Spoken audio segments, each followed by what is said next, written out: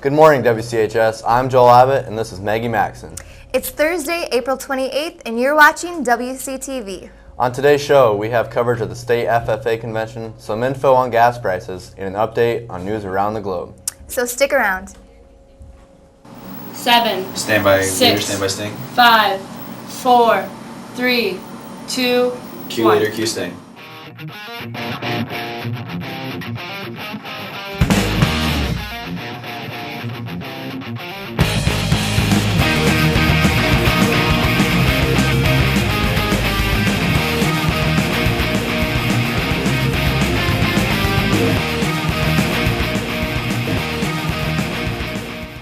For those of you who have been buying gas lately, you've probably noticed a steady hike in gas prices.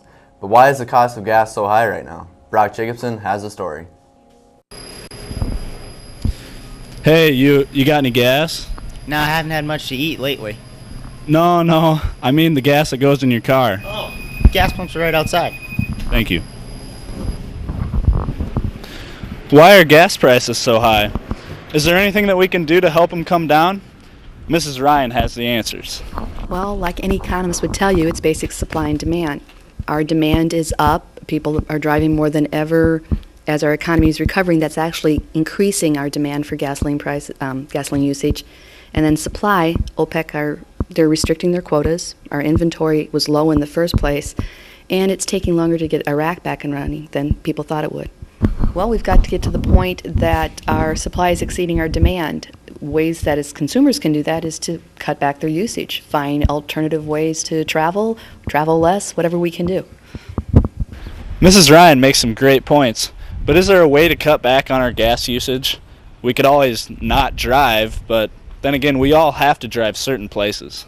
What about the speed that we drive?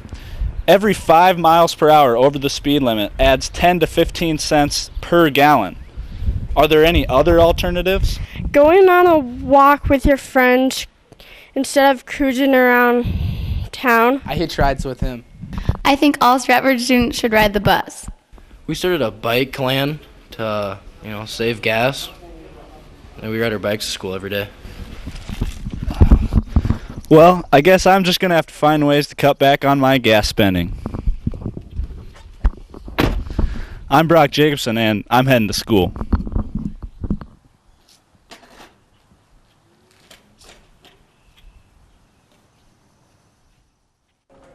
Not a bad idea, Brock. Hey Maggie, think of how much money we would save if we all rode our bikes around instead of cruising around on Friday nights. Right, Joel. While gas prices continue to rise in the U.S., there are many other issues that are affecting the entire world. Here's Doug Brummer to fill you in with a world news update. Thanks, guys. There was some reason for optimism when President Bush met with Saudi Arabia's Deputy Prime Minister Prince Abdullah on Monday, hoping to increase the production of oil to help lower the soaring gas prices. The White House has a plan for the Saudis to produce a capacity of 12.5 million barrels a day by 2009, which would be a 30% increase of Saudi Arabia's 9.5 million barrels produced a day right now. Attention all seniors, the interest rate for financial aid and student loans are expected to rise 2 percentage points for 2005 starting July 1st. So if you plan to borrow $20,000, some experts say you might pay back an additional $2,000 in interest. This has students seriously considering consolidation or combining of loans.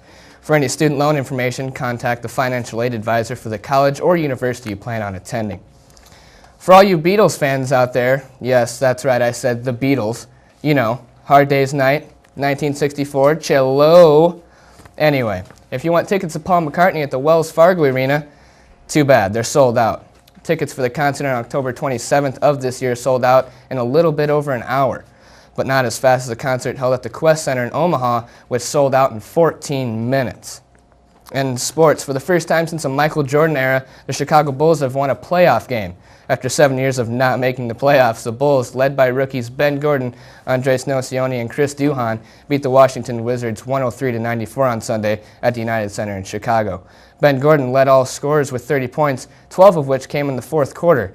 This comes as no surprise considering he has scored double-digit figures in the fourth quarter 22 times this season. Rookie Andres Nocioni also had 25 points in the victory. That about wraps it up for me today at World News Update. Back over to you guys at the desk. Doug. Now that we've covered the news around the world, let's find out about something a little closer to home. Some WCHS students attended the state FFA convention held last week. Our very own Robin Graves also attended the state FFA convention, so let's send it to her. April 18th and 19th were some pretty eventful days at Hilton Coliseum in Ames. We had over 14 members from WCHS out of 30 participate in the state FFA competition. Our very own Jenna Moba was elected state FFA president last year and led the ceremony. Every FFA chapter in the state competes, with over 5,000 members total statewide. The FFA convention is held once a year. After state, there's a national convention. This year being held in Louisville, Kentucky. Some are teams and some are individuals. It all depends on what you decide to do. In order to make it this far, you must receive a 1 or 2 rating from 3 judges at districts. This year, districts was held in March. So, what categories do you compete in? At the State Leadership Conference, I participated in a career development event, and I did public speaking, and my speech was on Asian soybean rust. We also listened to a lot of speakers and met a lot of new people. However, competing is not the only festivity going on. There's keynote speakers, a career fair, a cookout, and a big dance. That's not all. In fact, there's a state FFA choir and band. We have 4 members participating in the state choir, those being Joel Kennedy, Lisa Moba, Kelsey Doolittle, and Zach Williams. And our very own Brad Westrom is a part of the FFA band. My favorite part would probably be getting picked 1 out of 6 heralding trumpets that got to stand up on center stage and play something cool. It's not all about agriculture. There's so much more to do in FFA. I should have got involved a while ago. As for me, it's a little too late, but the rest of you, get out there. And if you need any more information, contact Ms. Memmer. I'm sure she'd be glad to answer any of your questions about FFA. I'm Robin Graves, reporting for Wctv, and I'm going to go catch the 2005 closing ceremony of the state FFA competition.